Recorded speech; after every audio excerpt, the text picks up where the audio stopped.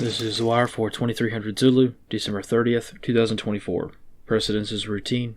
Information cutoff is 2200. Bottom line up front. Mishaps continue in commercial aviation. White House sends another $2.5 billion aid package to Ukraine. Egg shortages likely in several states as new laws come into effect. Beginning with international events. In Norway, KLM Flight 1204 from Oslo to Amsterdam suffered an undisclosed catastrophic failure during their flight, diverting to Sandfjord. Upon arrival, the aircraft skidded off the runway, reportedly due to a hydraulic failure. In South Korea, Jeju Air Flight 2216 crashed at Muan Airport following a bird strike that forced the aircraft to make an emergency landing. During the landing, the aircraft experienced a runway excursion, skidding off the end of the runway at high speed before colliding with a large concrete barrier housing the localizer for the airport's Instrument Landing System, or ILS. It is this collision that is assessed to have resulted in only 2 survivors, with 179 fatalities reported so far from this accident. Analysts comment, as this bird strike incident would have been completely survivable had the concrete barrier at the end of the runway not been a factor, the families of victims have expressed outrage at such poor airport design. Normally, there are no hard barriers this close to the end of airport runways for obvious reasons. Consequently, investigators will likely focus on whether or not the Runway Safety Area, or RSA, was in compliance with Korean standards. On the home front, in Washington, D.C., the White House has announced plans to send Ukraine another $2.5 billion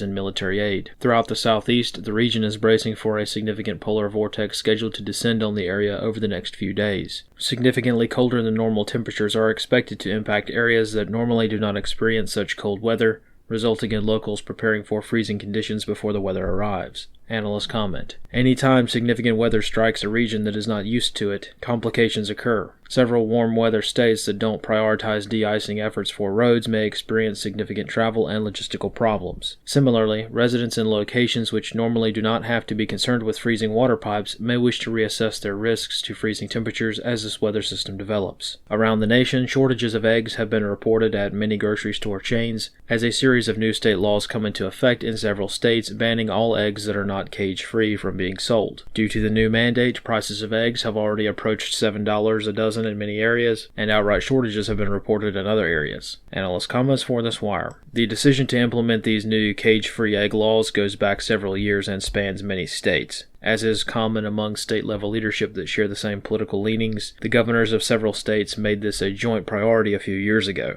In short, what happens in California will spread to half a dozen other states in rapid succession, as has happened in this case. All of these new egg laws are modeled on California's Proposition 12, which was passed in 2018. In Michigan, the state where this decision is likely to affect the market the most, this law was passed in 2019, coming into effect on January 1st, 2025. Utah had a similar arrangement a few years ago, with their law likewise coming into effect on January 1st. Some other states had similar timeframes, though the requirements of the laws in particular vary from state to state. Massachusetts, for instance, has a similar law already in effect, but contains less stringent verbiage regarding the specific housing conditions of poultry. Colorado, Nevada, Oregon, Rhode Island, and Washington are the other states that have also placed restrictions on non-cage-free egg production. This concludes The Wire for 2300 Zulu, December 30th, 2024.